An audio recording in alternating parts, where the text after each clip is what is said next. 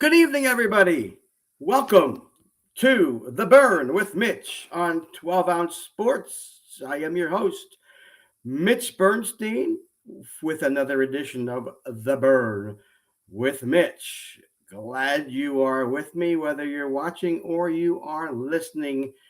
Glad to have you with us on another great evening, Tuesday, March the 8th, 2022. And tonight we have another phenomenal guest lineup, and they are as follows as we honor continue to honor the Negro Leagues and Women's History Month, which is the month of March. We are in it now. And today is Women's International Day, International Women's Day. So we have a guest on that will help us understand that women are essential in the world of sports. But let me first let you know who we've got coming on. Author about a city that I'm not too intrigued with in the sports world, baseball wise, but we'll talk about that with Clayton Truder. Clayton wrote a book, and I saw the title of the book, and I said, Loserville? What the heck is that? Who would title a book Loserville? Aha. But to understand, it's not just Loserville, it's Loserville, how professional sports remade Atlanta and how Atlanta remade professional sports. So we'll talk to Clayton in just a few minutes about that, a little bit of history about how that came about. I just read about that this afternoon. And we'll have Clayton tell a little bit more about that. The sports writers in 1975 did an article about the four Atlanta teams, and Atlanta wasn't doing well in the sports world, professional sports world back then. Hence, I believe the reason why Clayton started and the interest for the book. He'll tell us more about that in just a few minutes. Our second guest coming up, we go to the Negro Leagues, and we talk with Eric Schaelek. Eric is a baseball blogger and Negro Leagues analyst. Eric, again, I came across on Twitter and noticed that he had a term, an acronym, NLE. And I said, what is that? I was very interested. It's Negro Leagues. I'm very interested in Negro Leagues, as you know. Major League equivalent. And I began to research a little bit more about what that was, and I became intrigued, and I contacted Eric. I said, hey, let's talk about this because I really want to know more about what you've done. And in the past several years, even though Major League Baseball was shut down, which would have been in the year that the Negro League celebrated the 100th year of existence, and there were celebrations all across the country scheduled for ballparks. That didn't stop Bob Kendrick and the Negro League Baseball Museum in Kansas City from getting the word out and continuing to educate the masses on the Negro League. So Eric is going to come on and talk about that, Major League equivalent, and his interest in Negro Leagues.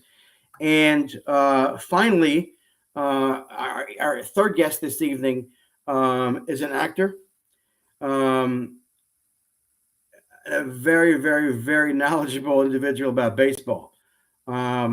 And her Twitter profile, she says she has an unhealthy love for baseball. She's a Phillies fan. I was lucky enough to go to a game with her and her husband before we moved down here to North Carolina. Had a great time talking baseball. She knows a tons of stuff. Ellen Adair will be with us at 7:30. Ellen has been on the Major League Baseball Network, MLB Network, and made appearances all over many shows, podcasts to talk about baseball. So we're going to talk lockout primarily with her. We may hit the lockout issue with all of my guests tonight because it's I have an unhealthy hate for baseball right now. So we're going to talk about that. A couple of shout outs before we get going with Clayton. I'm wearing a Westtown school hat. And I used to work at Westtown School outside of Philadelphia, Westchester, Pennsylvania. Very good sports program, but most elite, most would think and say in the realm of boys and girls basketball. And I am proud to say that both the girls and the boys this past weekend won the state championships. Unheard of in as far as I know in high school basketball. So I wanted to wear this hat in honor of them to congratulate them on just a phenomenal seasons for both. And first state championship for the girls, and I believe was the fourth for the boys. Derek Lively, number one basketball player in the country, who will be going to Duke, is on that team. So, and we have Kayleen Schmeichel is on the girls' team, senior, and she'll be going to Rutgers. So, unbelievable talents. I knew most of the folks on those teams, and very proud to know that I can tell you that I do know a lot of those kids, and very proud of them for accomplishing what they did. So shout out to them. Another shout out to an artist, and a lot of people know that I talk about sports artists all the time. So let me show you what I got yesterday. I won a contest, and not the one that was on Seinfeld, if those of you who know what that is. Courtney Wall is a sports artist. She does amazing work. Check out this print, Super Bowl print. Just amazing stuff. You see all those colorful little marks on the paper? That was made by an NFL football. She put it in dirt and rubbed it on there. So, Super Bowl teams for this past Super Bowl, Bengals and Rams. And I happen to win a contest. Like I said, I got this print, and proud to know Courtney. Thank you very much, folks. If you want to know more about Courtney, go to her website and see what she's got. I didn't know she had this on there. And I'll show you a couple pictures. She's got Phillies print, Buster Posey. Okay. She's got John Franco, David Cohen's perfect game picture. I should show you those. I'm talking about them. I should show you those. Okay. Very, very cool. I love the color. Michael Jordan, Jerry Rice. So if you're interested in purchasing some of this artwork, go to her website, Courtney, CORTNEY, wallfineart.com. And here's the one with the Negro Leagues and Black History. You see Dr. Martin Luther King, Jackie, and Buck O'Neill. So some really cool stuff. Clayton, I should try for you, but I don't know if she has anything with Atlanta in there, but I'll look. All right, it is time, as I mentioned his name, to bring on our first guest. We're going to talk some City of Atlanta stuff, and I got a lot of retweets, Clayton. Welcome to the program. You're wearing a San Diego hat. I just love Ray Kroc so much. I love the 70s Padres hat. So nice to be on with you, Mitch. Thanks for having me. Thank you. Hey, pleasure to have you on. Honored to have you on. Love talking with authors. Check out Courtney. I don't know. I had to go through, but that Super Bowl print was fantastic, by the way. I got to get one of those too. That was just great. Yeah. I love her work. I hadn't seen it before on Twitter or anywhere, but those are all just superb. I love finding. Listen. If you set me, and I went to the Getty Museum in LA a couple years ago, and my wife was saying, "Don't you want to see an original Bible?" No. I'll go out and take some pictures. Sports art. You give me some sports art, I'm in. I think I'm in the same boat as you. I mean, I like going to a museum here and there, but sports art, it's something that already captures my attention, and it shows the beauty of it off so well. Yeah, I agree entirely. And there's so many different folks out there doing some unbelievable stuff, and it's just finding them and looking at what they do. Oh, it's great. Anyway, thank you for being here. So I have to tell you, Loserville. Like I said in the intro, who would write a book about losing? Who wants to know about that? So I did some research, and in July of '75, some sports writers did a series, was it, on the futility of the Atlanta franchises, and then from there, take it away. Yeah, in July 1975, the Atlanta Constitution, the city had two major papers which have since combined, the Journal and the Constitution. The editor of the Atlanta Constitution was a guy named Louis Grizzard. He later became a fairly well-known humorist in the South, comedian. He's sort of equivalent to for the South, he's sort of like what Garrison Keillor is for Minnesota. Before that, he was a journalist, and when he was editor of the Atlanta Constitution, he ran, in essence, a retrospective on Atlanta being a big league town for 10 years. Atlanta had no pro sports in 1965. By 1972, they had teams in all four of the major leagues. The city leaders had gone out and rolled out the red carpet to all the leagues across the country, said, "We're open for business. We'll build you stadiums. We'll build arenas. We'll give you enticements to come to town." Atlanta lured big league sports in the same way they would have lured a factory or a branch plant from a corporation in a big northern city. They took that approach and brought it to pro sports, and it got them the big league very quickly. Grizzard's point was that things had not necessarily worked out as initially these guys intended. They figured everybody would embrace the teams. It would be a source of unity for the cities. They hoped the teams would be good. It didn't work out that way. This is the expansion era of pro sports. You have a lot of novice owners with these teams, and they end up struggling on the field as a result of it. And they struggle in the standings too. So the point of these articles by Grizzard was how the experiment had not gone quite as planned. Things have certainly changed in Atlanta in recent decades. It's certainly not Loserville now with the Braves, with Atlanta United, with the University of Georgia football program. Mm-hmm. But my book is a story of the history of expansion in some respects, or I guess I would say an origin story for the modern sports business. Atlanta is the first city to go out and pursue pro sports in a broad sense. There had been relocations beforehand. There had been cities seeking out particular teams.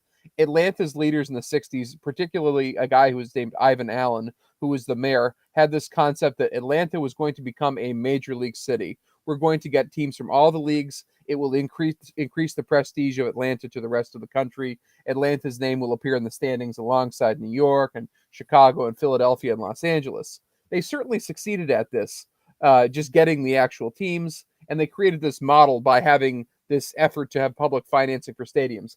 Everybody has emulated that since then. San Diego, Tampa, Houston, all these cities became major league by taking the same approach. It's also created a tough situation for existing major league cities, particularly those in the North and the Midwest, because then they had to finance their own stadiums. There was an arms race between these competing expansion cities and then the old major league cities as a result.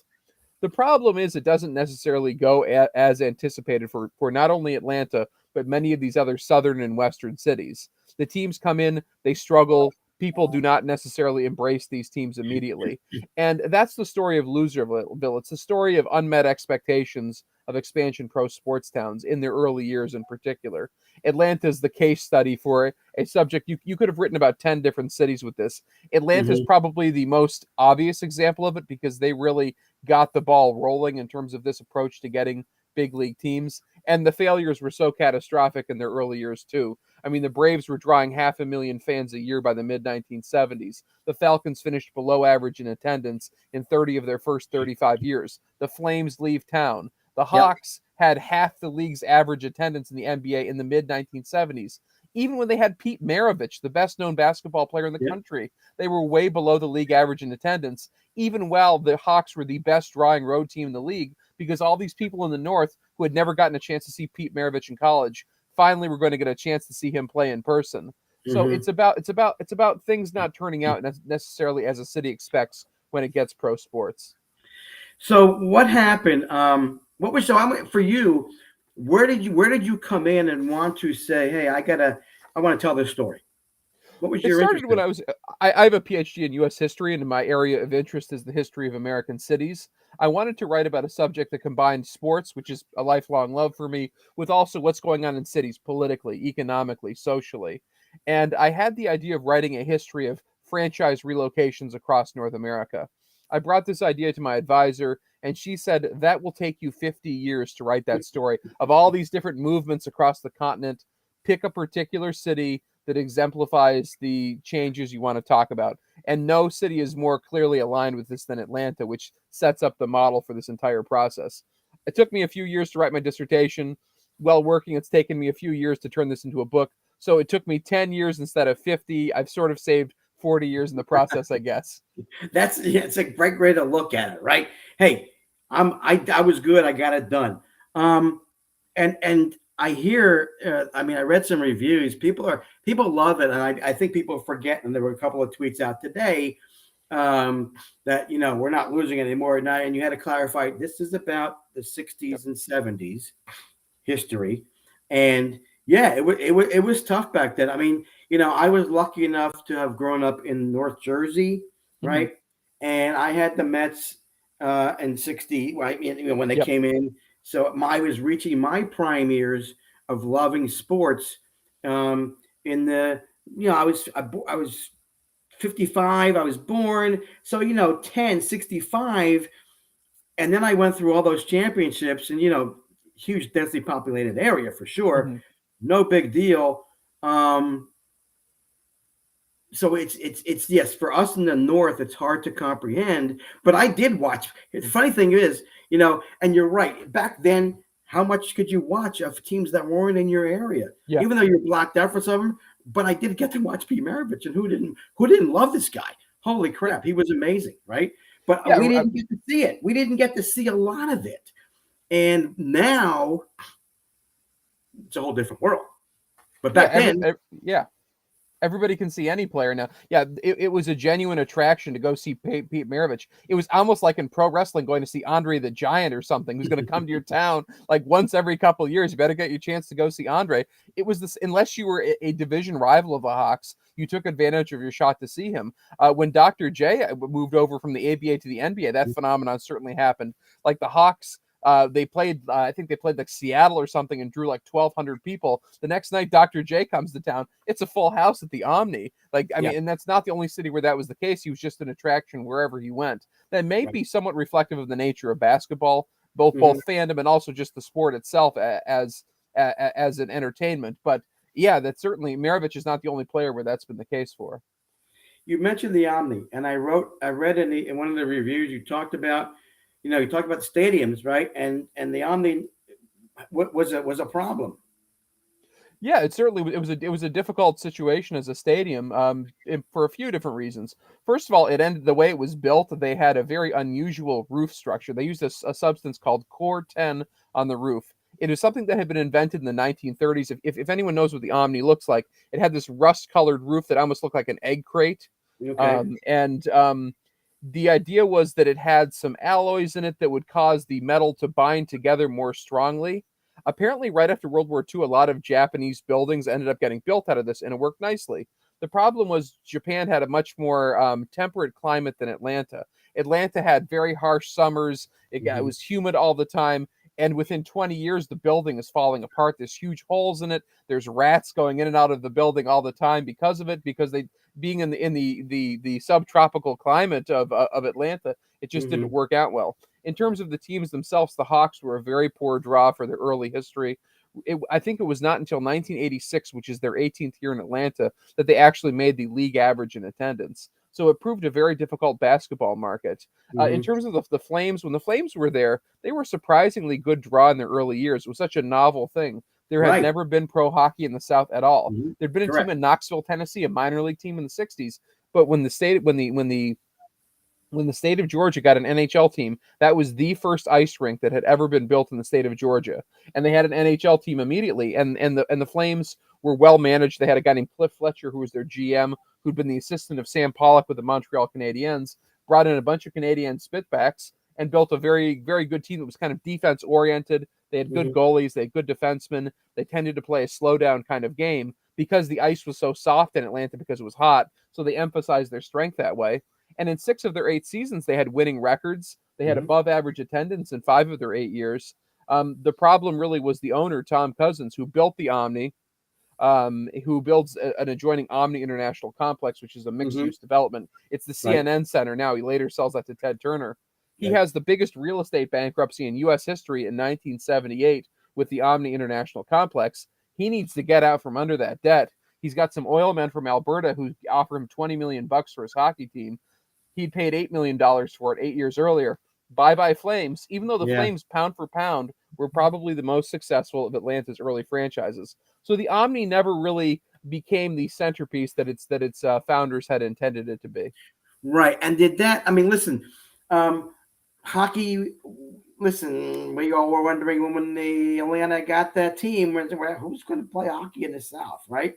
Mhm. Um, it's happening obviously now. Look at Tampa Bay, Yeah. champions and that kind of stuff. It took a while.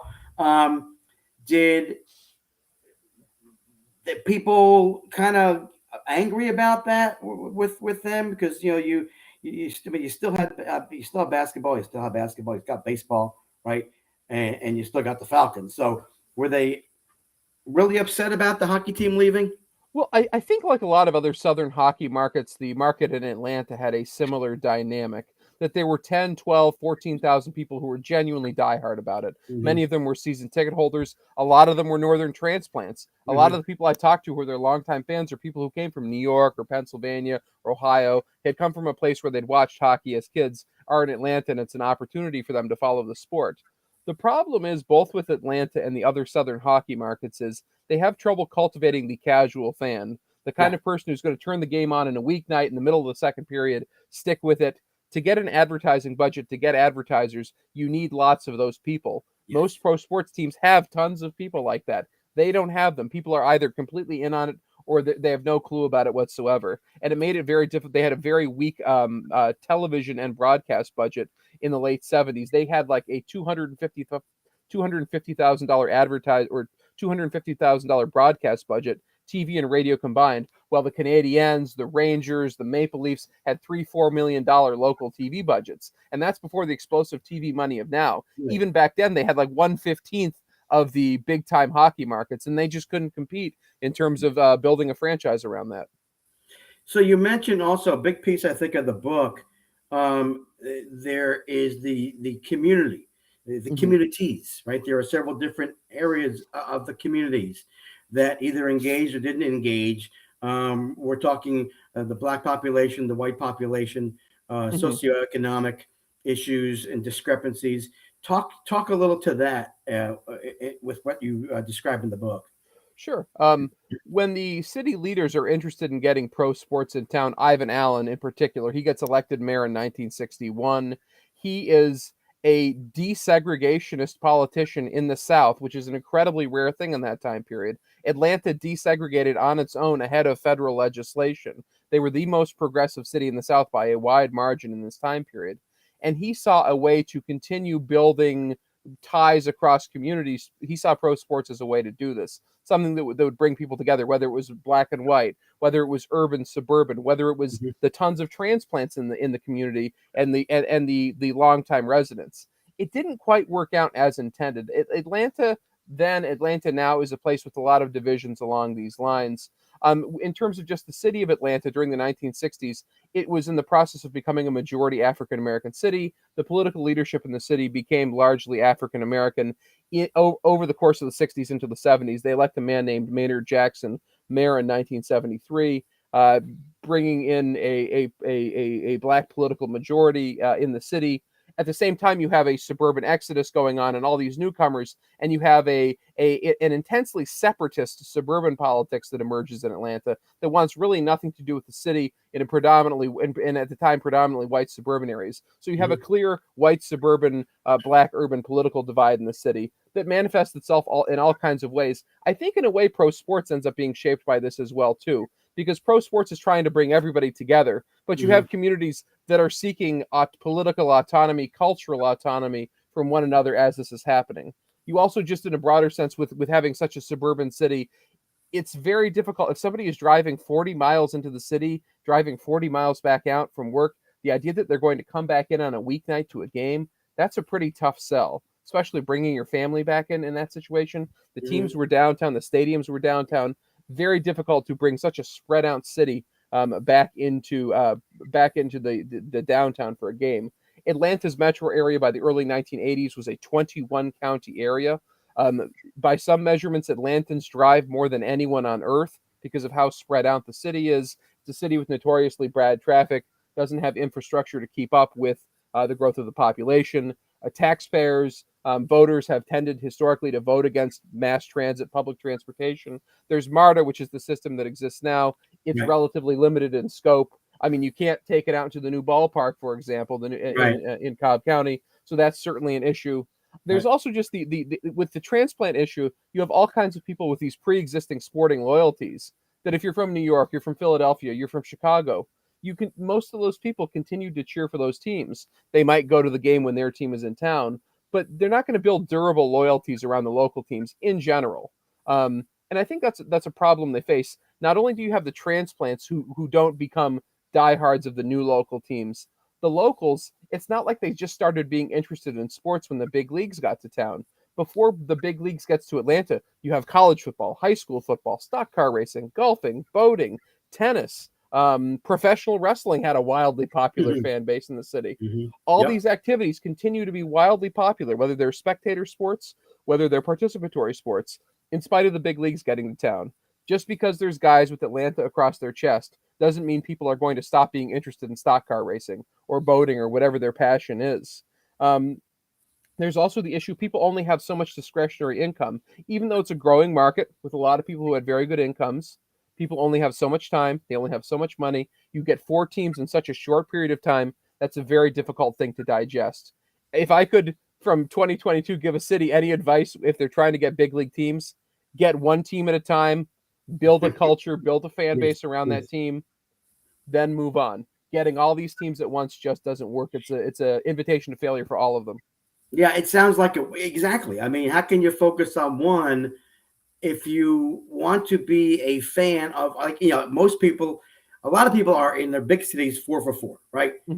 And again, depending upon income, I would go to one at some point. Probably more, for me, more baseball than the others. Yeah, because I can afford that more than I can afford to go to a hockey game or a basketball game in Philadelphia or football. But there are, again, like I said, it's kind of a transient city, a lot of transplants, divisions, like you said. Especially, I think the biggest one is the suburbs and the city itself. It sounds like to me. So how did this then?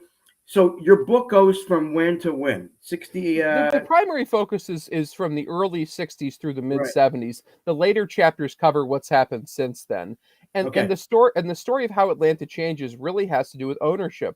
And I think people underestimate the significance of this in pro sports. That Atlanta's owners of their 4 teams, you had the Braves who had absentee owners. It was the guys who moved the Braves from Milwaukee to Atlanta were the sons of wealthy Chicago industrialists. It was a little bit their plaything. It didn't really work out. They end up looking for someone to sell the team to in the mid 70s. They consider selling it to a group in Toronto. They consider selling it to a group in Seattle. Neither of those work out, but those are clearly serious bids. A couple years later, the American League, those are their 2 cities. Right. There's talk of splitting games with New Orleans with the Superdome. That doesn't end up happening. Ted Turner, who had just got the television contract a couple of years earlier for the Braves, steps in and buys the Braves on the installment plan. He buys them over a 10-year period, $1 million a year for 10 years. There'd never been a team bought like that beforehand. To my knowledge, there has never been a team bought like that since then. Never heard They of served that. as cheap programming for his television station, for TBS, as he built the national marketplace. He buys the Hawks too. Same thing. The Hawks are on TV all the time alongside Andy of Mayberry and pro wrestling and old movies, just like the Braves were.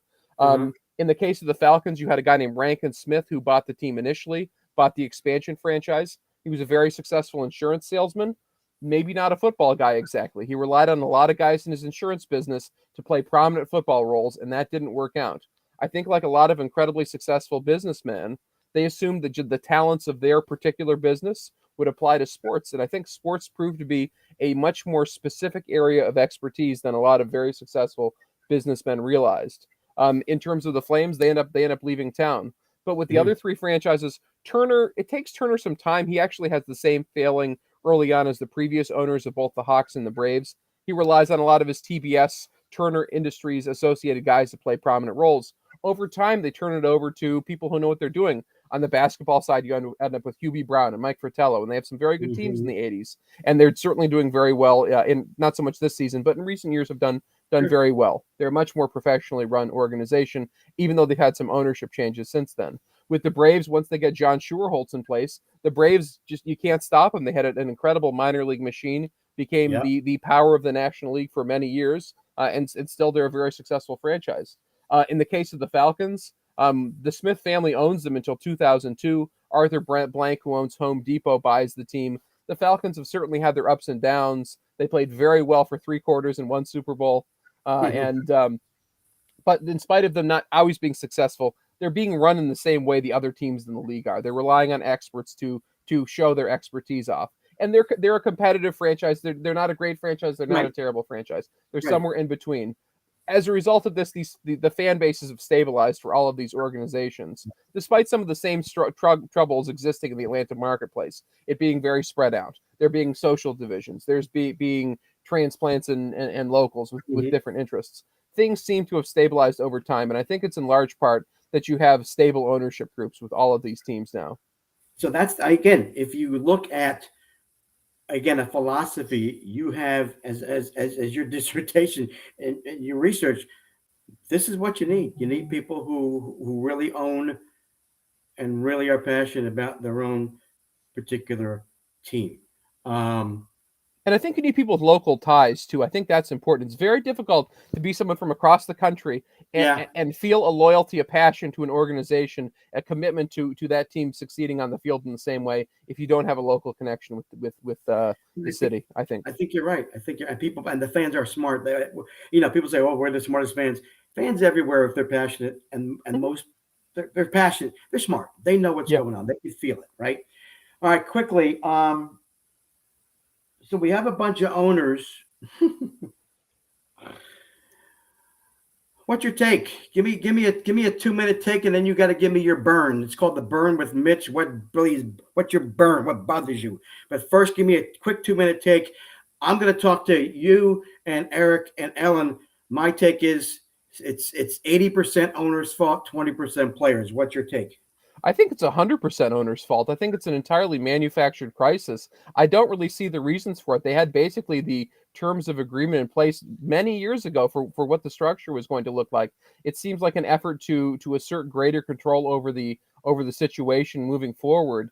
And they've set a bunch of timetables and deadlines that they seem to serve no purpose to me, other than to frustrate fans, alienate people, just to get a little bit more leverage against the players. I just don't, from day one, I haven't understood it. I think it's going to be a long lockout, unfortunately. My prediction I've been saying for several weeks is it will be August 1st when they will start playing. I think, well, here's the thing. I think the shortened 2020 season, it taught them the fans will come back and watch that. That it prepared the fans the idea that a really short season could still be a legitimate season. And I think they're willing to go to the mat on these issues to gain their control back over the game, and willing to lose on most of the season just to get that little bit of control they want. And that's what, for me as a fan, is incredibly frightening. But also by taking that position, if it's anything better than that, it feels like a little bit of a victory to me, even if they come back on July 4th or something. Okay, so came out 2 weeks ago. Atlanta is one of the only the Braves, public companies, and it came out the books. They made, what was it, $500 million last year? Yeah, it was like $6 million a game of revenue they were generating. I mean, So the owners, like we're talking, and I'll tell you about why I'm putting 20% on the players in a minute. The owners, you're right, they're crying poverty, but there really is no poverty, and that's what bothers a whole bunch of people. Yeah, my 20% is in December. No talks. Why couldn't somebody on the player side? Tony Clark said, owners, let's go. We want to talk. Instead of sitting there waiting for them, do they really want to play? I understand. Listen, I understand the size. They want to help their own. And even 2 weeks ago, when I came on the air, and the initial offer from the owners was, it went from $675 minimum to $700 when I was on the air. I didn't even know it.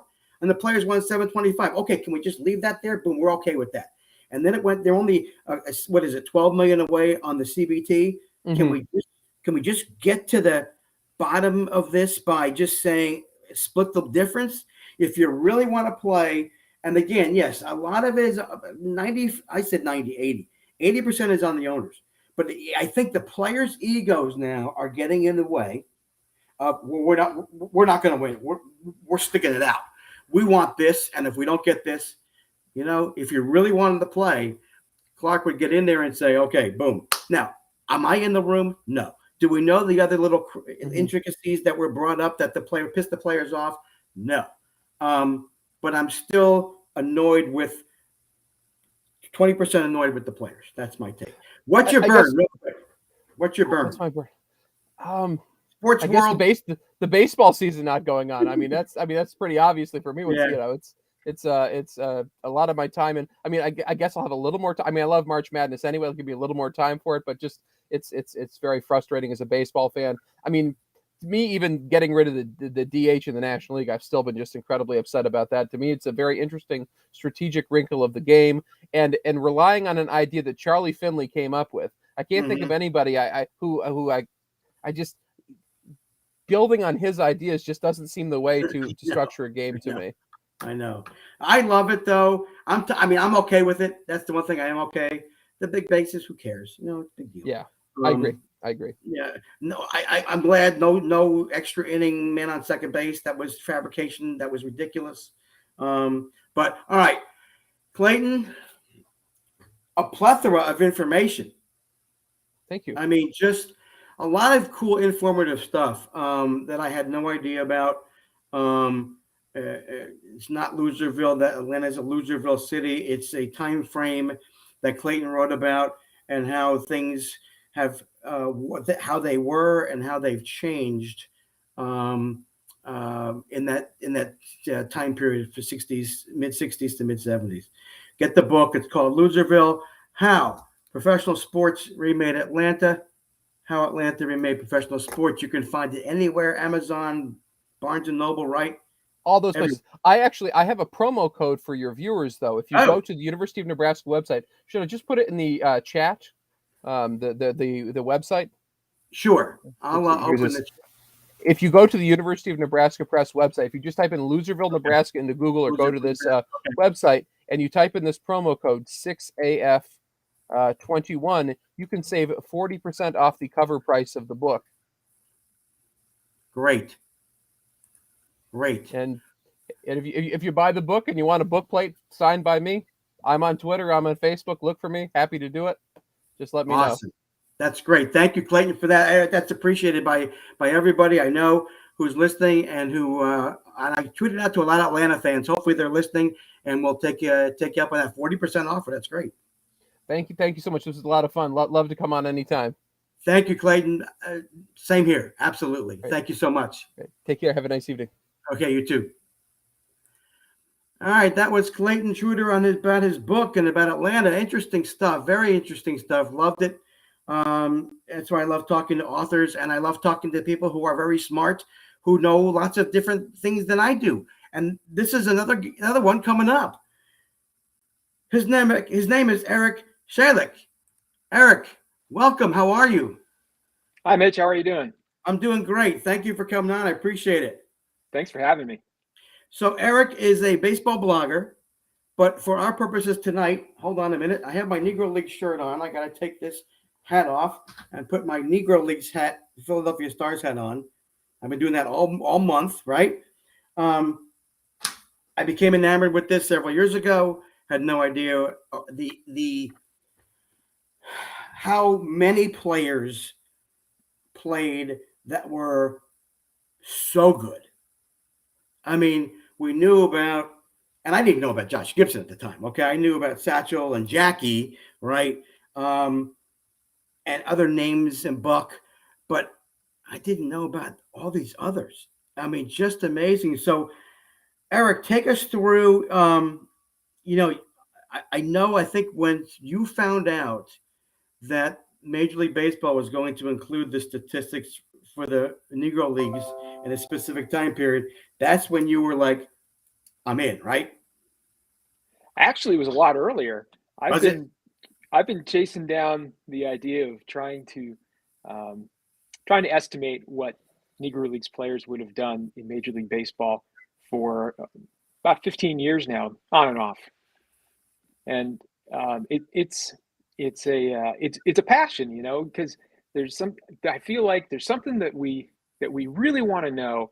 And now that we have so much more statistical information, we can really start to find out what those guys were really capable of. We've had a narrative history for so long that hasn't until recently been supplemented by the statistical history. And now that we have the stats, we have lots of opportunities to analyze the game, the Negro leagues, the same way we do the major leagues, and find out more about a different context, a different way the game might have been played.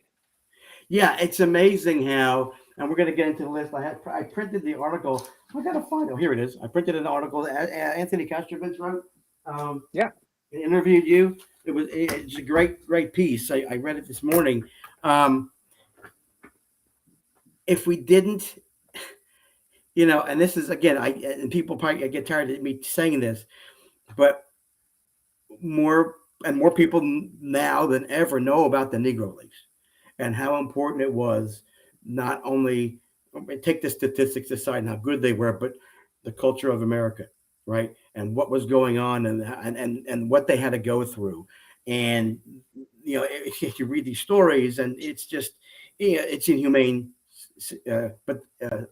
circumstances, but they played through it because they loved the game of baseball. That's what Bob Kendrick says. They just wanted to play. Now, my question is, it's great that this came out because you found a lot of these statistics. They were always there, right? They were there somewhere. We just now needed people to say, get on the horn and find them. Is that right? Well, I didn't find them. Guys like Larry Lester and Dick Clark and Gary Ashwell and Scott Simkis, those are the guys we really have to thank for finding the information. I'm just the guy at the end of the line who takes the numbers and does a little magic with them to see what we can see. We've only really had substantial cohesive data for maybe the last 5 to 10 years. So we haven't yet had a lot of time to analyze, but now that we've got so much more, it's definitely time. We're going to find out a lot of cool things about players.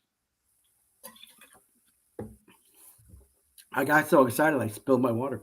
So you came up with a term, an acronym, MLE, right? Tell us about that. What does that mean? Yeah. So that's a term that Bill James coined in 1985, and that has been used by people like Dan Szymborski since then. And so the whole idea, major league equivalency, is that you have, whether it's minor leagues or Negro leagues, Cuban leagues, whatever leagues, you want to present a player's performance or his value in a setting that's familiar and relatable to people, so that we can have a sense of comparison and understand more about what these players did. So, it's hard when you look at Negro League stats, because teams play different numbers of games. There was no one central schedule. Homestead could have played 60 games. Cleveland could have played 30 games or 20 games or 12 games. And different leagues were stronger in different years. And there's different teams went up and down in strength. There's so many variables out there. There's so many ways that we have to look carefully at the stats. So my hope is that by translating and creating these estimates, that people get sort of a first look at what these players are like, and that I hope that it encourages them to dive into the Negro Leagues and find out more. I don't see the numbers as an endpoint. I see them as an entry point, as the gateway into discovering more about these players. There's such wonderful stories and such wonderful characters, and numbers are just numbers. And when you start to put it together with stories, it becomes a real, whole flesh on the bone kind of experience. Yes, you're thinking exactly what I was thinking. You're saying what I was thinking. It gives people now. So for me, I don't like history a lot. Okay, my wife loves the Civil War stuff, and and I kind of, and I'm not too much into the history except when it came to the Negro Leagues. And I've told a lot of folks this, when I'm a visual person. If I can, when I went to the museum and I saw the original charter signed by Ruth Foster and everything, and I went to Valley Forge and I saw things signed by George Washington, it made it come alive. It was alive for me. Oh, this really happened. Yeah. So I think, like you said, not only it's not just the numbers, because that's the end. I think, like you said, that's the end piece. You're going to compare, okay, well, what did Josh Gibson do compared to all these others catchers? It's the fact that Josh Gibson existed and did this, and then it lets people want to know more about Josh Gibson, John Donaldson, others. I mean, Manning and Satchel and all these names that we may or may not know. Buck O'Neill, Buck Leonard, all of these guys, and that's what I'm sure for you is the real exciting part in terms of getting them all organized into some kind of a thread, so to speak, so people can go, oh, right? Because you're right, because that will spur, to me, you tell me that this guy did this, I go, wait a minute, let me go look and see about this. Right. And again, doesn't it, Eric, make have more meaning when you see some of the backstories and again what they had to go through? Yes. And they got through it, and they played the game at this level, a lot of them. That to me is the fascinating part.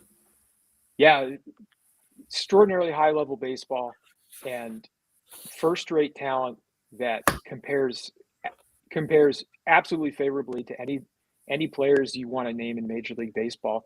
And yet they're doing all this as second class citizens in their own country. Yeah. And it's it's amazing how that gets forgotten in a lot of ways. We read about it, and yet we haven't in this current age, we don't experience.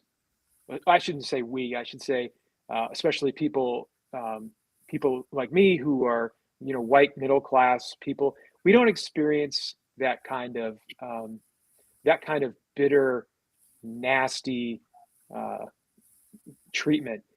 Where it's just kind of part of being white in a country mm-hmm. that's really was designed by white people for white people. Mm-hmm. And so to read these histories and to understand what these players are playing through and performing at such a high level is it's nothing short of miraculous. And I think there's another part of it too that's really important, which is that these players were making a good living.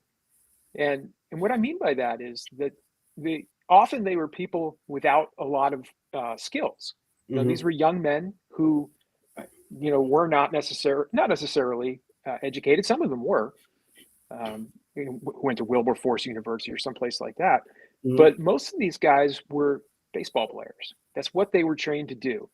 And they made a wage that was a lot better than they could do as an unskilled or lightly skilled laborer in their community. Mm-hmm. So there was a real incentive to not only to play ball, but to play at a high level and keep your job and keep touring and keep making money that you wouldn't otherwise have been able to make. It's and that kind of sounds mercenary in a way, I know, but it also speaks to how limited opportunities were for African Americans mm-hmm. in America. And so, the players got to live a difficult life, but also it seems like a life that was really, that took them lots of places, that they met all kinds of people. When you're in Kansas City, you're hanging out in the jazz clubs after the game. Right. And mm-hmm. There were probably perks that the average citizen wouldn't have gotten, right. But it was a hard living. It was. I'm going to dive into a couple of these names. Your first one on this list, or what that Anthony wrote about, Smokey Joe Williams, was a top 10 all-time pitcher. Yeah. based on war? So Joe Williams is kind of like Joe Williams and Satchel Paige are sort of the two titans of Negro Leagues pitching, and Okay. I imagine them as sort of being like Walter Johnson and Lefty Grove. Okay. So Walter Johnson and Smokey Joe occupy the same temporal territory, and Lefty Grove and Satchel Paige do as well. So you've got this question with Grove and Johnson, which one was the better pitcher? And with Johnson, you've got so many more innings, but hey, guys threw more innings back then.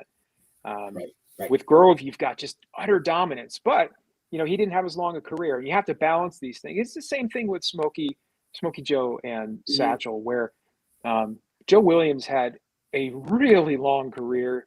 Satchel also, of course, did. But Joe Williams just threw tons and tons and tons of innings, and Satchel was no slouch in that regard. But given when he was pitching, he probably would have thrown fewer innings than Joe Williams, but he would have done so with more high effectiveness. So it's kind of this interesting balancing act that we continue to have, because pitching has evolved into shorter starts but higher bursts of energy and high effectiveness. And so we have the same arguments with the Negro Leagues that we have with the major leagues, the same kinds of arguments, because baseball is always evolving. Right. Before we go to the next player, which is Oscar Charleston, where are you? You're finding so many of these statistics. Where are you finding them? I mean, that you found all these innings that these guys played, and yet we know not all of these stats they're not easy to find. So how is that happening? How well is that? How hard is it? And I know that Scott and Larry are doing a lot of the work, and other guys. Yeah. So luckily, there's now a website called the Negro Leagues Database, and that's at seenheads.com. And there, a fellow named Gary Ashwell and Kevin Johnson and Scott are taking all of that data and mushing it together into basically something just like baseballreference.com, but for the Negro Leagues. And they've shared some of their data with Baseball Reference. You can get a lot of it there too. So they are curating all that data, checking it for quality, and then posting it. And so I just pull data like crazy off of there. But there are other sources too. Negro Leaguers played in the Mexican League, and so there are books about Mexican League history that I pull from. But even with all of the advances in data collection now, we're probably still missing 1,000 innings from Satchel Paige's career. He pitched in the California Winter League. He pitched in the Cuban League. He pitched in this league and that league, and all over the joint. And we're probably missing 5-10 years of those seasons. So there's more to be found out about these gentlemen. And just as an aside, when I see articles on Facebook and they're showing box scores of these teams, of these games, I go, wait a minute. So what's this part that's really cool is the same box score that I see now in 2021. It's the same. It hasn't changed.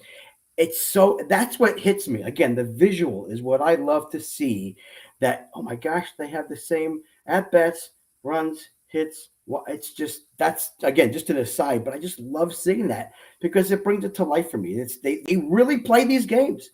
I really wish one of those things you get a time machine and go back and watch these guys play. Oscar Charleston, you say is an inner circle Hall of Famer. Yes. What'd you find out about him? Number 5 on the list. Well, so Charleston is amazing at everything. He's a fleet-footed center fielder who can just run the ball down. He was one of the players who was noted early on, probably after Tris Speaker, but before Joe DiMaggio, for playing in and going back with grace and agility and speed. And he was an outstanding fielder, had a great throwing arm, and he was a hitter like few others. He hit for power in his first few years, where he was playing in the dead ball era. So that power was more doubles and triples oriented. But as the lively ball came into the game, he started slugging home runs like mad, and he was, they called him, as was the case with many players, the press referred to him as the Black Babe Ruth or something to that effect. But he was also the Black Ty Cobb before that. Right. So he had this range of skills. He was fast. He stole a lot of bases. He did it all. And so he's a player who's, when I think about a modern player who can do it all like that, excuse me, I think of someone like Mookie Betts, actually. Okay. Not Mike Trout, but Mookie Betts. Right. Because Betts has such a well-rounded game. Every facet of Mookie's game is top-notch. And maybe he's not as good a hitter as Trout, but he has it all over Trout on defense and tremendous throwing arm. Anyway, so, he's the complete package in that same way. And he must have been just a thrill to watch. Mm-hmm. Absolutely. And he was also a tough guy. Yeah. And, he didn't put up with any flack. And I read a biography of him recently, and the author said, well, Charleston didn't start a lot of fights, but he didn't mind jumping in once they were started. Exactly right. Cool. So he must have been quite a person to watch. I'm sure. Cool Papa Bell. Another speedster. Yeah, it's. I think speedy players like Cool Papa are more difficult to project in some ways than a power hitter is, because we don't have a lot of information about speed. In fact, we're missing a lot of information about caught stealing, and in some years even stolen bases. Okay. So it's hard to sometimes know exactly how fast he was, and there are also contraindications that I didn't expect. Cool Papa Bell, for all his speed, doesn't appear to have been an elite center fielder. Probably a little below average, which surprises me a lot, because I think, oh, he's a center fielder, he's fast, he's got to be a ball hawk. But in his case, it's a little hard to tell. So on the other hand, he comes out as a good hitter who probably would have gotten around 3,000 or more hits, because he played forever. He was at the top of the lineup, and he hit for a high average. So a lot of the things we know about him do translate, and some of them don't, and some of them seem contrary to what's out there in terms of the narrative. So it's interesting to see what is validated, what is called into question, what just might be something that's wrong, right? With the numbers. We don't know yet, but it's interesting to see how it all plays out. And more to come, right? Yeah. All right. Last question for you. I'm asking all my guests. This is called the Burn with Mitch.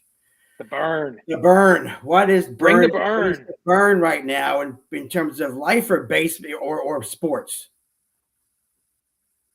What do you got? The thing that's burning me? Yeah. Well, I got 1 minute.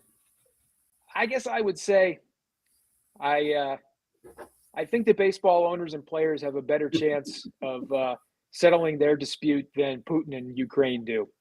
And I don't see a lot of progress on the baseball front. So I love that comparison. Wow. Well, we're all hoping for a good outcome in both of those things. We are. It's too bad what's going on in both areas. More so people losing their lives in Ukraine and what's going on there. Baseball Absolutely. is just, baseball. But listen, absolutely love talking to you. Thank you for coming on. Thank you Eric, so much. Schaelek, tremendous information. Folks, if you're interested in the Negro Leagues, look Eric up. Go to Seamheads and check out the statistics. And we look forward to having more statistics come out and more comparisons to Major League Baseball players in the current day. Absolutely. I'm at Eric Schaelek, EricChalek on Twitter. And anyone who's got questions or just wants to chew the fat about the Negro Leagues, feel free to tweet me. That sounds great. That's what I did, and it worked. That's right. Awesome. Thank you. All right, Eric. Thanks. Have a great night. Appreciate you so much for coming on. Thank you. You too. Thank you so much. Okay. Bye. Bye-bye. A lot of good stuff on the Negro Leagues. It's just amazing. So glad I found it at some point, and it will never leave. I'm so intrigued, and I continue to want to try and read and learn more, and I think everybody should. All right. At this moment, one of my favorite Philly fans, so much knowledge about baseball. And I was so happy to be able to have sat with her and her hubby at a Phillies game last spring before I moved. Welcome, Ellen Adair. Hi, Ellen. Hey, thank you so much for having me again. Ellen, it's always a pleasure. How's everything? I have to ask first, how's Mom? She's good. Good. She's good. Everybody's good. Everybody's hanging in. That's yes. good. Apropos Absolutely. of Eric's things that are burning him, that I think are the things that are burning us all. Yeah. Yes, I just feel like my life personally is great, and I cannot personally complain. Good. That's good. That's really well. You know what? I feel the same way down here in North Carolina. It's good. Everything is good. Knock on wood, and everybody's healthy. And that's aside from the world problems, the baseball problems, the most important thing is family and health, which is great. Indeed. I loved hearing Eric talk about the Negro League players. One of my favorite quotes about Oscar Charleston was that apparently Cum Posey said that it seemed like he could smell where the ball was going to be hit. That's my kind of guy. It is, isn't it? And the other one about Cool Papa Bell, isn't it the one? Was it him? I think it was. I could be wrong. I'm hoping it is. I hate that misquote. But wasn't he the one that was told that he could turn out the light and he would be in bed before the light went out? Oh, yeah. Yeah. I remember that quote, and I also feel like it is maybe Cool Papa Bell, but I Yeah. unfortunately, if Yeah. only Eric were still with us, he could tell us for sure. But That's yeah, true. we're You're right. we're You're just right. fans out here guessing, Absolutely. loving those old quotes. And tell your Eric, I saw his post with Mabel yesterday. Look, I tweeted out, it was a fierce and focused look. He was Yes. looking at something. Oh It yeah, was she's something. always scanning the area for Yeah. squirrels or people who might pet her. That's Mabel is our dog, which yes, some people Mabel might is have your picked up from context from that last. All right, Ellen, let's get to this first topic. It's the lockout. All right. Yeah. I really want to find out from you. I need to hear your thoughts. So go. Great. I guess I've got the floor. You do. Yeah, I mean, I think my main thoughts are that it really seems like such a shame that the owners are, and I think it's on a point of principle. It seems to me like the difference between what the players were last asking and what the owners, purportedly best and final offer was that we last saw. The difference between them was not actually huge. We're not actually talking about a lot of money, especially for people who own baseball teams, although they're trying very hard to convince us that it's not as profitable as it clearly is, because we have records of how much they make when they sell their baseball teams versus how much they paid for them when they initially bought them. So we know it's a very profitable venture. So the amount of money that they are squabbling about is tragic. And so my main take at this point is that the owners, 30, a group of people in charge of 30 clubs are holding baseball hostage for the rest of us. I think that the players' offer is very reasonable, that in fact it's less than I would like them to see them compensated given the amount of revenue that their playing generates.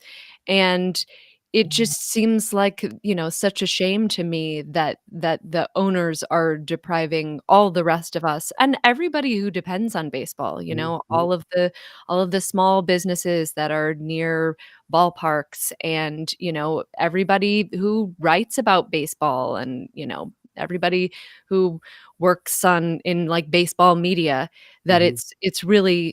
it's having an impact on all kinds of people's lives who aren't millionaires, which of course I say with my tongue firmly planted in my cheek, because there are very many MLB players who are not millionaires. Mhm. Um, True. Never mind all of the minor leaguers who are like the farthest thing from millionaires that one can imagine. So yes. Correct. Yeah, it's a sad thing, but I'm going to go back to the beginning in December. We were all thinking, okay, we're going to get this thing started. And where I have an issue, and again, Jason Stark was on several weeks ago, and I said, Jason, what's it going to take? He says, Mitch, he says, it takes two things. One person to talk to the other. They need to talk. Okay. So my issue is, okay, in December, could the players, the owner's not doing the thing. Why couldn't the players, and I don't know if they did, we don't know if they did. I would hope that we could come out that they said, all right, guys, owners, we want to talk. Let's get to the table. We don't want this to last. We want to play. We don't know if that happened, but I would have pushed and pushed and pushed and pushed if I were the players, Tony Clark, saying, hey, we got to get to the table, guys. Come January. And then, nothing happened. We don't know. Again, nothing happened. And then I looked last week and I saw that they were, like you said, so close. When I was on the air, hi, Mabel. When I was on the air doing the show, the last offer I saw that the owners were up to 650 or 675 for the minimum salary. Then when they on the air was 700, and I was thinking, okay, guys, players, that should be good enough. And again, Ellen, we don't know. There are three main things on the table: the CBT, the arbitration, and the players' minimum salaries. Could they not have said, hey, owners, and they were, again, so close on the CBT, meet in the middle? Weren't they close? They went up to 238, I think. And they were only like 12 or 13, 14 million apart. I thought it was last week. And are they able to say, well, we'll work with the top two? Can we work on the arbitration later and play?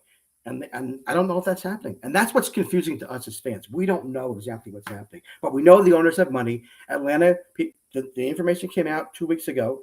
The Braves made $500 million last year. Don't cry poverty. Yeah. Yes. Yeah. I mean, for me, part of the reason why, even though there were all kinds of, and justifiably so, comments about people likening the MLBPA and MLB to people waiting to write their term papers at the last minute. To me, that's unfortunately, that's just the bargaining tactic, is that you wait until the last minute, because that's actually suddenly, unfortunately, this is the moment where they're at their sort of pain point, where people have to give things up. And that's actually when negotiating happens, when the owners are going to have to give up some amount of revenue. Again, sorry, Mabel's very, very worked up about this. I'm glad she is. Yes, I tried to mute myself earlier, but It's okay. so uh, where was I, Mabel? So at this Negotiation, point, right?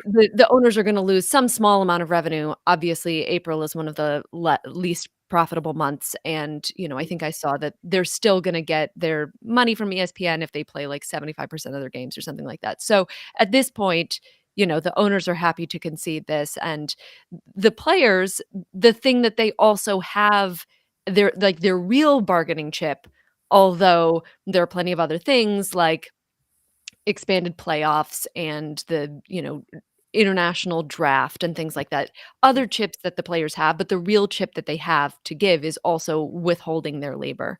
So I'm not that surprised that it took until the last minute for everybody to get to the negotiating table, because that's like sort of the situation with negotiation, and I think specifically the negotiation with labor, which I've seen in my unions as well, that it's Mhm. often kind of until the last moment that everybody waits to make a deal, because that's when everybody is at their pain point. What was your other question? It, So I felt like there were two prongs to what you were saying. there were two prongs, and I don't remember. I'm just saying. I wish that again, we don't know, and as a fan, we're frustrated. And the players say they want to play, and if they really wanted to play, in my estimation, and I was going to ask you, you're probably 100% blame on the owners, and I'm guessing, Yeah, I'm I think you could say that. I'm 80-20 for the players, because I feel like, again, they were close enough on two of those items where they could have said, okay, you know what, if you really want to play, players, then let's agree to the top one and the bottom one. And again, we don't know the negotiations, but can they play? Again, the owners chose to lock them out. It's the owner's choice. But now, I don't know. What do you think fans are going to think when this thing continues to go? Not that they're going to not come back, because I know I will, because I'm a baseball fan. I know you probably will, because you're a baseball lover. You have an unhealthy love for baseball, which we I know do. about. But I see that the players getting more pushback from fans if it continues to get It close in numbers. Yeah, I don't know. I mean, for me, and yes, I think it's probably true that I see the fault being onerous, and I think perhaps that's that I tend to be like pro labor as a person. I Mhm. tend to feel like the right to collectively bargain is a very important one, and that Americans across all economic spectra would be far better off if there were more unions and Mhm. more ability for workers to bargain. Um, but so, like, I granted, I take that and, as again, a proud union member myself, I think I have that bias that I'm bringing to the table, and so Mhm. I'm perfectly willing to own that that is a bias that I have.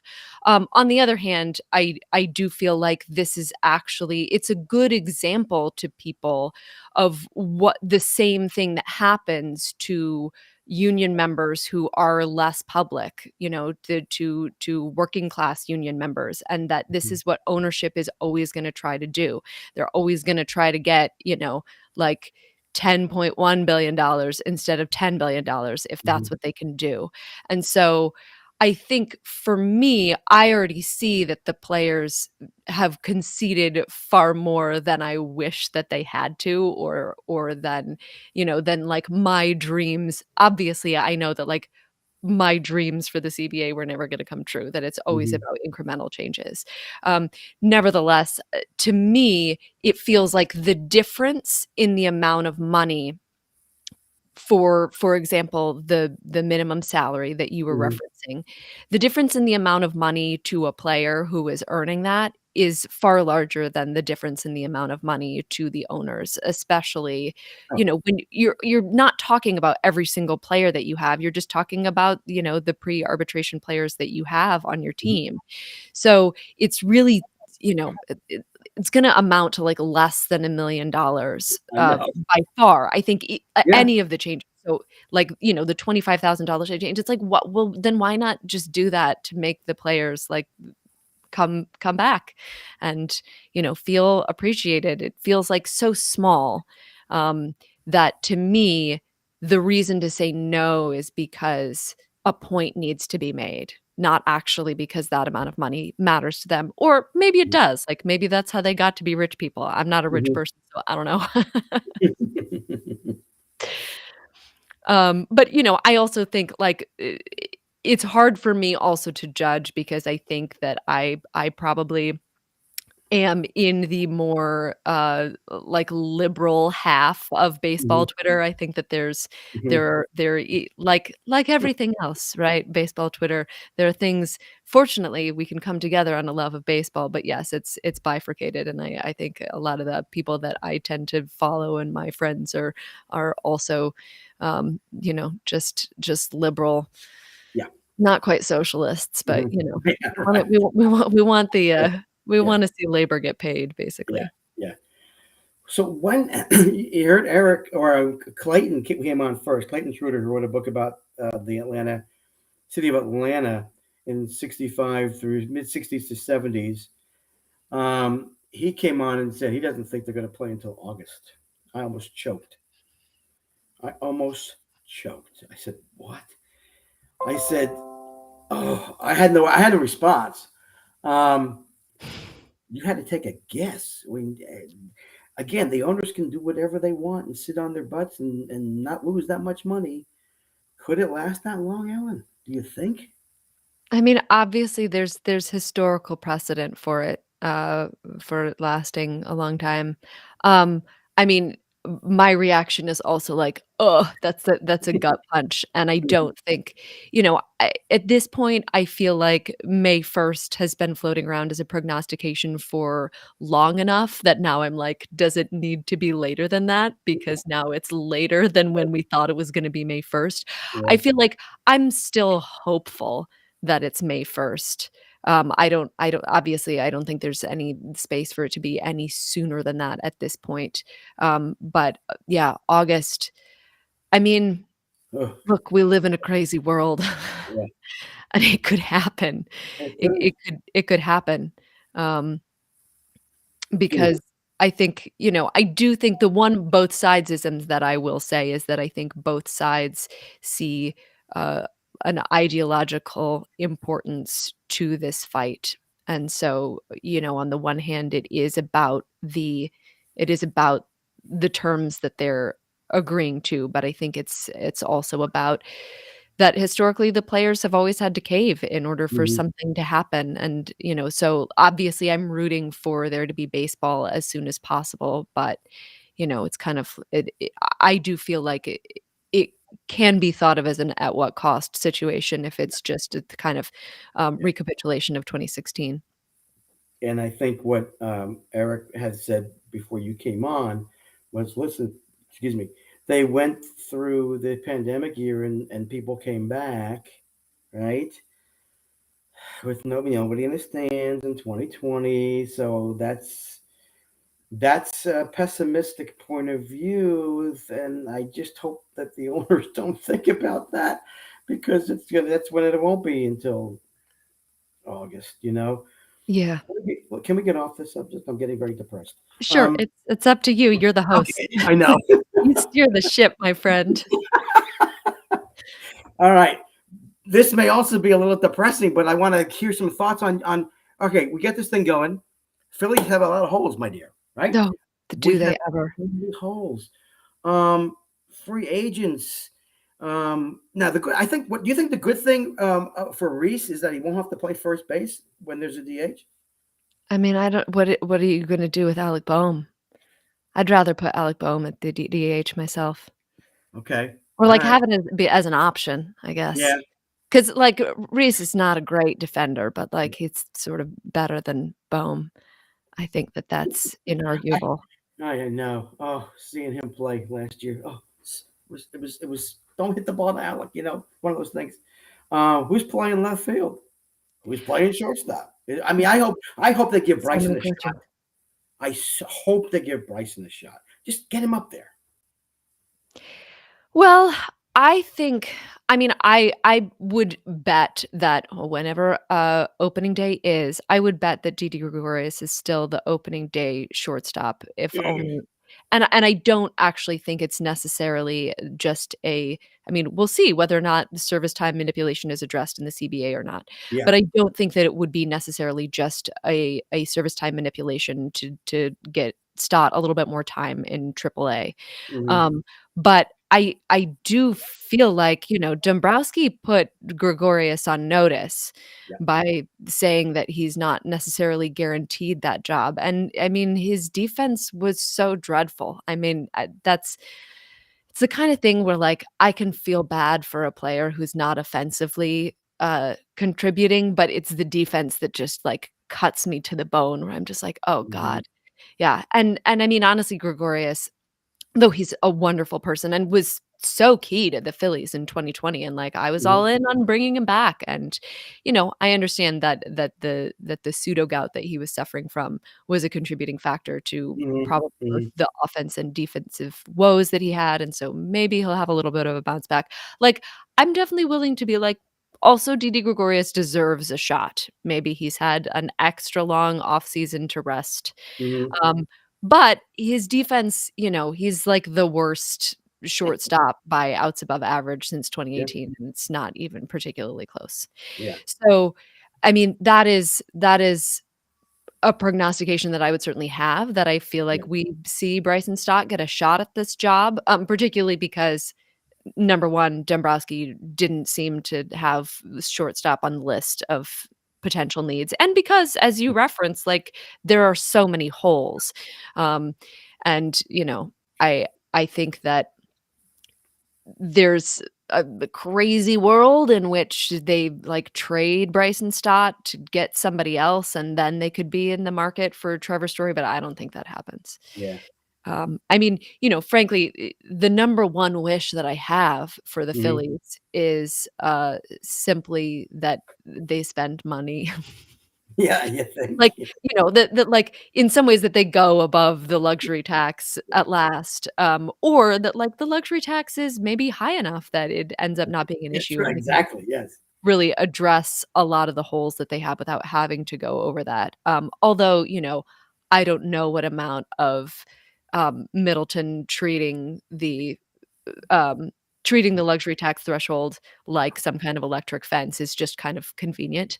Mhm. Um, Although, as long as we're talking about owners not spending money, at least he's willing to spend money up to a point, and I think that that's part of my frustration, is it's just sort of like, look, if you're already spending $200 million, like, spend a little bit extra for the overage on the luxury tax just to get somebody who's better than, like, Chase Anderson and Matt Moore to, like, get a league average bullpen, Yeah. Please. because I feel like if both of those things, and again, I'm not talking about like, oh, obviously the Phillies are gonna be better if it's like, "Well, let's go out there and sign every single free agent," but just like a modest, paying the tax on like a $10 million overage or something Mhm. doesn't actually seem that large to me, and the difference in the value that you could bring to the team by actually, like, signing a 5th starter. 'Cause Mhm. what are you gonna do until we get Zach Eflin back? Like, I don't know. It seems to me like the answer is not Hans Kraus right now. And I say that with, like, love and affection and desire for Hans Kraus just to, like, have a good development, because obviously, Phillies have not been great at, developing their young players. No, So they have. I don't wanna see them mess somebody else up by forcing him back into the majors again when it seems like he was not prepared for it yet. Right. And he'd had very few starts, in AAA. So I think that Mhm. it was an unfair thing that was asked of him because there was not enough organizational depth. Right. Right. Yeah.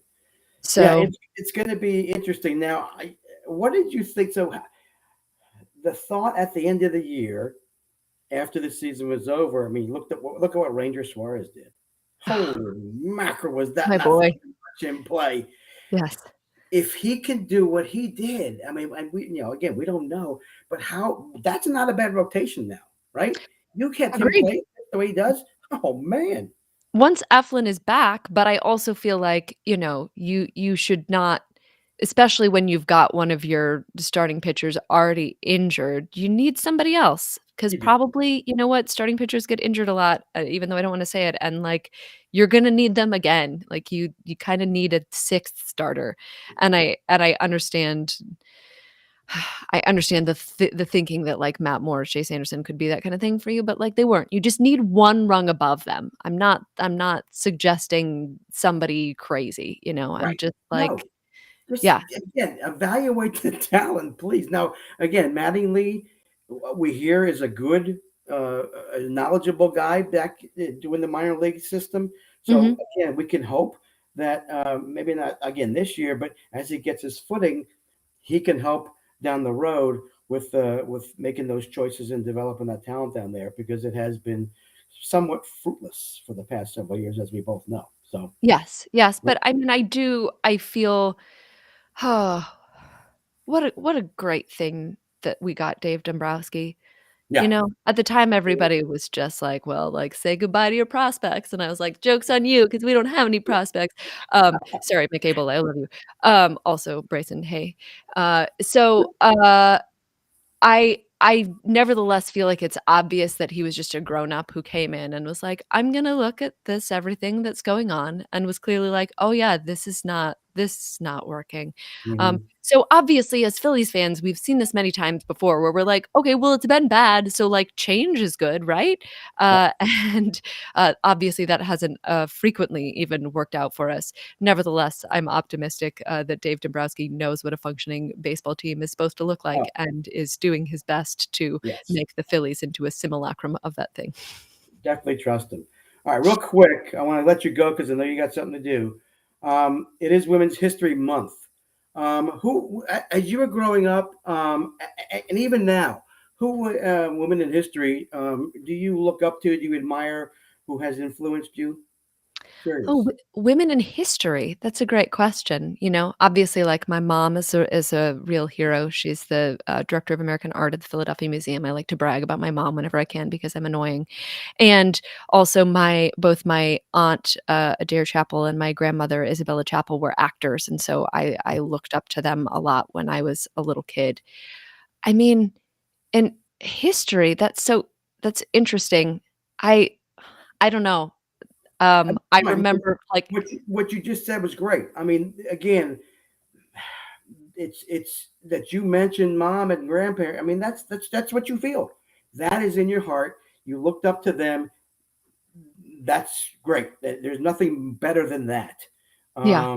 And I think if you had those folks as role models in your life, and that is what you needed, and it inspired you, it's great. Absolutely Yeah. great. I mean, there's so many wonderful women in baseball, women in baseball history, to kinda, like, tie it back to Eric talking about the Negro Leagues, Hmm. 'cause in the earlier, part of the 20th century, it was the Negro Leagues and not the white majors where women were occasionally allowed to be involved, so, like, there's Effa Manley, who was the owner of the Newark Eagles, and, although she wasn't the first female owner, I think that was Olivia Taylor. And, and then, obviously, like, big heroes to me, are, the women who played for the Indianapolis Clowns. So that was Toni Hmm. Stone first, and Yep. then, Mamie Peanut Maybe Hannah Johnson and Johnson. Yep. Connie Morgan. Yeah. Definitely Yeah. heroes to me. I mean, they're not heroes to me because, like, I guess I was trying to think, like, I'm an actor who were, like, historical actresses, and I mean, I Hmm. don't know, Sarah Bernhardt, but, like, also not really. So, yeah, I'll go ahead, I'll give a shout out to those women. Oh, Okay. and, Claire Smith, will always be Oh, a hero. oh, Yeah. Philadelphian, right? I mean, just what Yeah, she has even though done. she wrote for the Yankees, Yeah. she's still a hero to me. Yeah, I know how you feel about the Yankees. Before we go, have you seen these at all? This is a dugout mug. Oh, It's, nice. these are awesome. I had the CEO on a couple weeks ago because they actually did this one for the Negro Leagues and portions of it. That was their charity of choice. I think it was for Black History Month. So I got Beautiful. this one, and it made out of a bat. And they have small ones too, shot glasses, that type of thing. And this is my go-to. I Um, love it. Terrific stuff. All right, last thing, Alan. I know you got to go. Your burn. Is it going to be the lockout? Should we make it that easy? Yeah, sure. Okay. Let's just go for it. And Yeah. my burn is gonna I mean, obviously, like, am I more concerned about the war in Ukraine? Yes.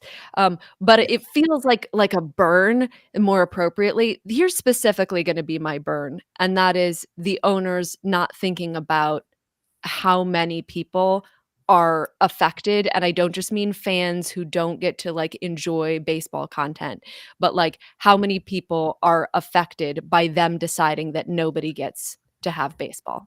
That is Well, and specifically my burn. yeah, and you mentioned those folks, and we have to remember all those vendors who work in the ballpark, people who 100%. concession stands. Yeah, And listen, that's the main source of. I'm guessing it's a good source of income for those folks, and they ain't got it. yeah, Yeah, yeah. it's sad, Ellen. It really is. It's killing me. It's killing you. It's killing a lot of baseball fans. We can only hope and pray that they get this thing done soon. Yeah. Oh my gosh! Listen, thank you, thank you, thank you. It's always a pleasure to talk to you, whether it's on the phone or this particular situation. Um, I will continue to follow you, as you know, and we'll keep in contact via Twitter. Best to you and Mabel and Eric and your mom. I appreciate all of you. Thanks. And by the way, I hope the Phillies sign Chris Bryant and trade for Ramon Laureano. Oh yeah, I that's didn't a answer good. that question. I Chris, got it right let's under the get wire. Brian on there. Yeah, let's do that. Let's do that. Alrighty. All Thanks, right, Fred. thanks, Talk to you Ellen. later. Take care. Thank you. Bye. Bye bye. All right. Thank you to Ellen Adair with some great information about baseball, her thoughts about the lockout, women in history. That was great. Terrific show tonight. Replay will be up tomorrow. Captain Lou is not on tonight. He does not follow me in the realm. I will be off next week. No show, no Burn with Mitch next week. But the following week, March 22nd, I have a great show. The Card Life TV. We're going to be talking sports cards and collectibles from the All-American Girls Professional Baseball League. Former player Mary Moore and I believe Carol Shelton is on the board of the AAP AAGPBL, and then Lauren Amour coming on from Philadelphia. Her Twitter name is Philadelphia. She'll be on talking about baseball and the Phillies. Thank you, folks, so much. I appreciate it. Go get your Dugout mug if you haven't yet. Go to dugoutmugs.com. Go get it. I'll see you in 2 weeks. Everybody take care. Have a great 2 weeks. We'll see you on the 22nd of March. Take care. Bye-bye.